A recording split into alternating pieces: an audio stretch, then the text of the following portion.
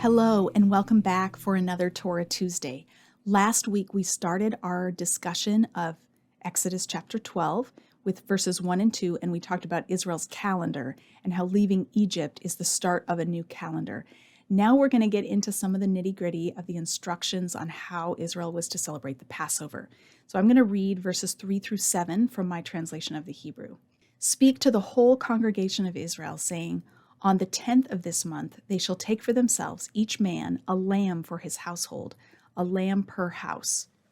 If the house is too small for a lamb, he shall take also his near neighbor to his house, according to the calculation of persons, each one according to what each mouth can eat. Calculate according to the size of the lamb. You shall take an unblemished lamb, a male, a year old, belonging to you, from the young rams or from the goats. It shall be yours to guard until the 14th day of this month. Then the whole assembly of the congregation of Israel shall slaughter it at twilight. They shall take some of the blood and put it upon the 2 doorposts and upon the crosspiece over the houses in which they are eating it. Okay, so what do we notice in this passage? Well, several things. First, Passover is communal. This is not designed for an individual or a tiny family to celebrate on their own. This is an important celebration that brings the community together. Indeed, the instructions are given to the entire congregation of Israel. This is not something for just ritual specialists. We don't want only the priests to be in on this. Every Israelite needs to understand how to observe the Passover, because in its initial celebration, this is a matter of life or death. This is the way that families could opt in to God's deliverance in Egypt. If they didn't put the blood on the doorposts of their houses, then the destroyer would come and kill their firstborn. So this is important because up until now, there's been a geographic or even ethnic distinction between the Egyptians and the Israelites. Some of the signs and wonders applied only to Egypt and the Egyptians and not to the Hebrews living in Egypt. There was light where the Hebrews were, while there was darkness where the rest of the Egyptians lived. But this one is different. This is not just a passive benefit for the Israelite people. They have to actively opt in. What they have to do is not super hard. It's a dinner party. It's not like they have to perform some great feat of strength or intelligence or obey a bunch of really hard rules. They just have to have a dinner party. But there are some particular parameters around that dinner party. The lamb that they choose has to be their best. It has to be uninjured and unblemished. This reminds me of Cain's sacrifice to God, Cain's offering to God in Genesis chapter 4. Cain and Abel both bring offerings to God. Abel brings the best of his flock. Cain brings some of his produce. And the implication seems to be that Abel is bringing God the best. Cain is bringing God's a run-of-the-mill offering. It's not anything particularly special. But God wants them to bring their best because they're not giving him their leftovers. This is something that would truly be of value to them. The lamb is supposed to be a yearling, a year old, and it's supposed to be a male. Now, I learned from Carol Meyer's commentary that because lambs were typically born in the spring and New Year's is in the spring, these would be basically last year's newborns. So they've had a year of nursing, drinking their mother's milk. So no significant financial investment would have been made yet in these yearlings.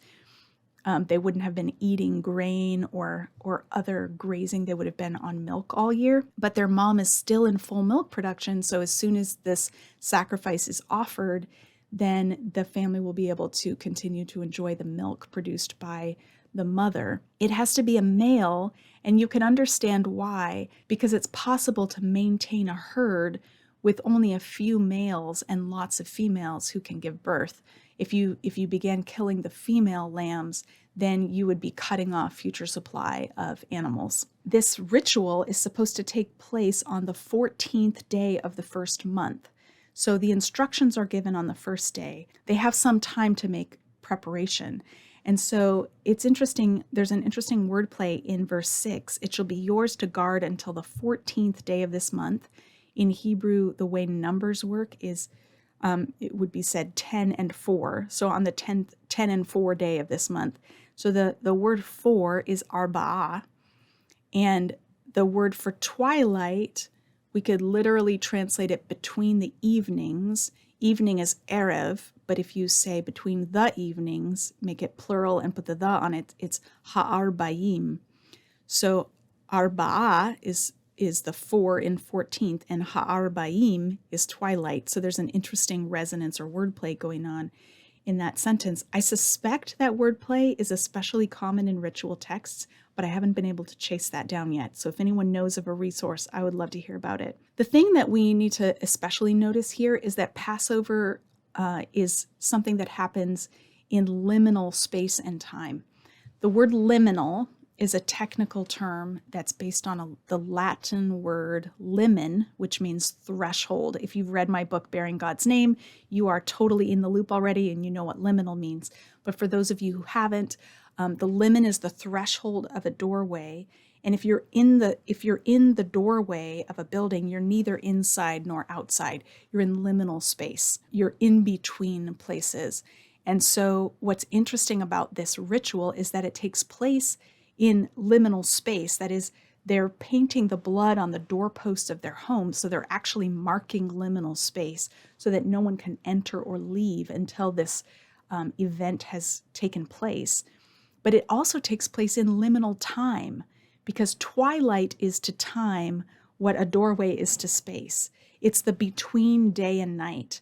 And in Hebrew, it's actually expressed as between the evenings. There's some debate about precisely which time is meant by between the evenings. Some people say it's between noon and sunset, because right after noon is when the sun begins to set. So between the first tip of setting and the actual sunset is between the evenings. That would place it maybe mid-afternoon. Others say between sundown and the time it's actually dark is twilight. Others describe it more generically as between day and night. Deuteronomy 16 verse 6 seems to clarify that this is meant to indicate as the sun sets. That's when you do this, between the evenings. So the ritual is taking place at a time and in a space that has the connotation of vulnerability. As night is falling, as you're entering or leaving your home, this is the place especially in need of Yahweh's protection. And Yahweh indeed will prove to be the one who protects those who are in their homes, who have followed this instruction, who are sharing a lamb with their neighbors, all gathered together in one place. So it's a communal celebration, and they are getting ready to leave the land. We'll talk more about that next week as we continue on in this chapter. Until then, have a great week.